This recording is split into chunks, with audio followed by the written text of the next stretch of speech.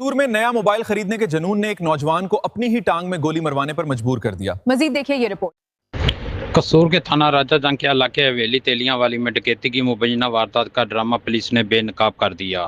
Police کے مطابق گزشتہ شاپ 15 پر اطلاع موصول ہوئی کہ 4 نامعلوم ڈاکو ایک نوجوان عدنان کو اغوا کرنے کے بعد اس سے 80,000 روپے نقدی چھین کر فرار ہو گئے اور مذمت پر اسے گولی مار دی۔ ڈی پی او قصور آفتاب احمد کی ہدایت پر ڈی ایس پی افضل ڈوگر، ایس ایچ او علی اکبر پولیس ٹیم کے ہمراہ فوری موقع پر پہنچے، تاہم زخمی عدنان کو پہلے ہی لاہور کے جناح اسپتال منتقل کیا جا چکا تھا۔ پولیس نے جائے وقوع کا جائزہ لینے اور عدنان کے دوستوں سے پوچھ گچھ کے دوران شکوک و شبہات کی بنیاد پر تفتیش کا دائرہ وسیع کیا، جس پر دوستوں عدیل، عدنان اور چاند نے اعتراف کیا کہ عدنان اپنی 80,000 روپے کی تنخواہ والدان کو دینے کے بجائے نیا موبائل فون خریدنا چاہتا تھا۔ پولیس کے مطابق منصوبہ بندی کے تحت دوستوں نے عدنان کو پستول فراہم کیا اور اس کی پنڈلی میں گولی مار کر اسے زخمی حالت میں جناح اسپتال منتقل کر دیا تاکہ ڈکیتی کا تاثر دیا جا سکے۔